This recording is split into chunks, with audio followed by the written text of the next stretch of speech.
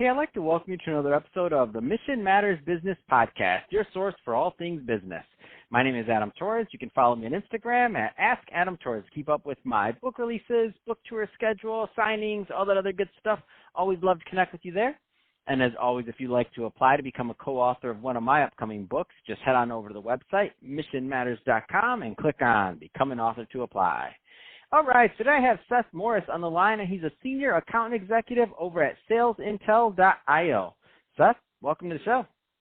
Thank you, and it's an honor. I mean, to be around a celebrity like Adam Torres and to have some time with you is something I'll treasure for the rest of my life. Oh man, Seth, you're too much. You got to be an account executive over there doing well. I love it. Flattery will get you everywhere.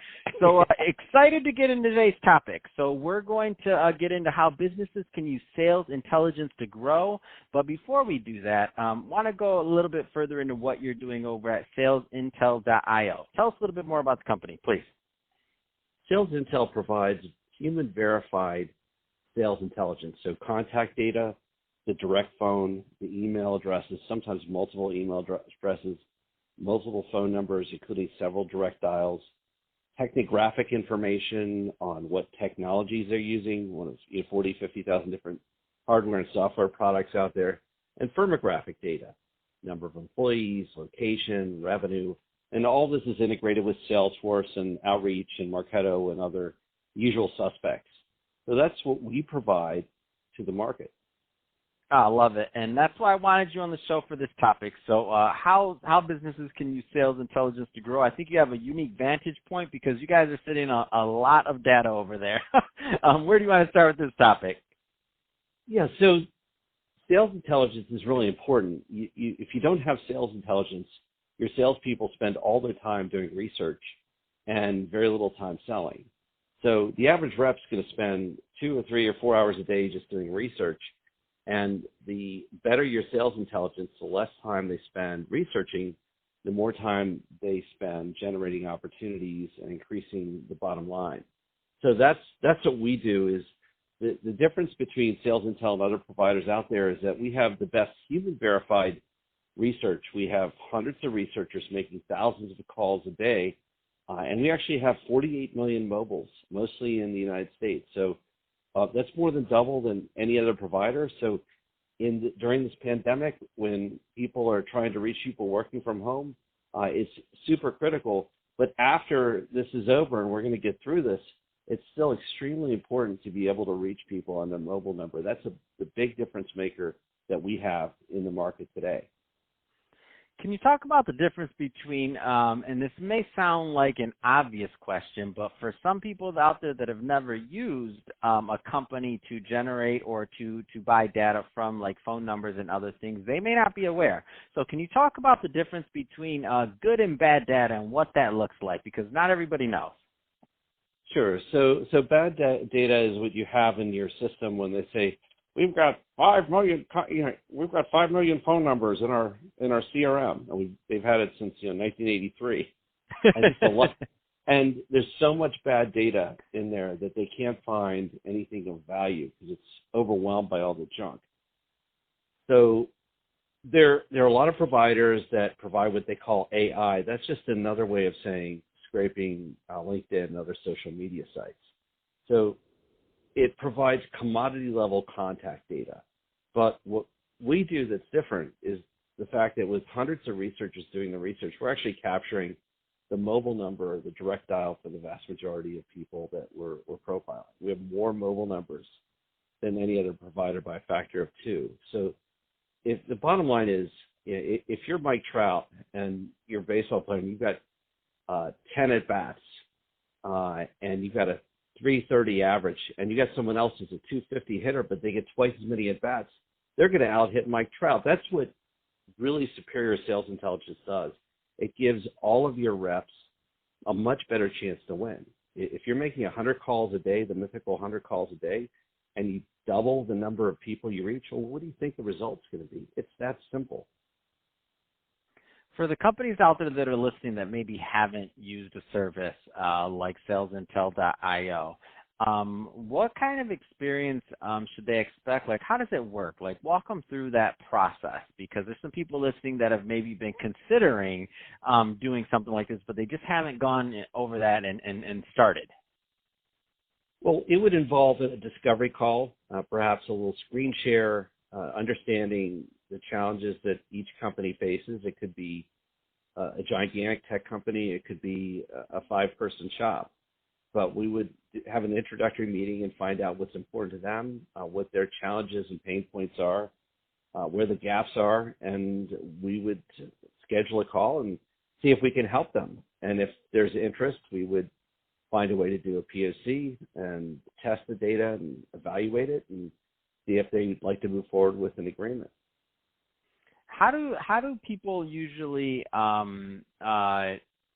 I guess use your data? So give us a little bit of an idea on kind of breakdown. So are they targeting like specific areas? Are they running a campaign? Like, give us a bit of a feel for that and what that looks like. Sure. And it's interesting. The last 3 deals I've closed have all been information security vendors for some reason.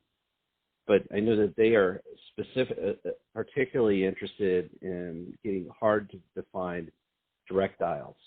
So for an example, if you're at an information security vendor, you're going to be targeting CISOs, directors of information security, managers of information security, and you have a named account list. Typically, say a salesperson has 250 accounts, and their inside rep or SDR supports them and tries to set up meetings. So they would go into our platform and say, show me all the security decision makers at these 200 or 300 accounts, and it would generate the list in the user interface of the people they need to call. So there's their phone numbers, their direct dials, the mobile numbers, and all that data is also brought easily into HubSpot, and Salesforce, and Marketo Outreach, SalesLoft as well. So they would use it to look up information on, show me all the InfoSec decision makers at my companies, or let's take a look at XYZ company and see what technologies are they using. Are they using Palo Alto? Are they using Rapid7? Are they using FireEye?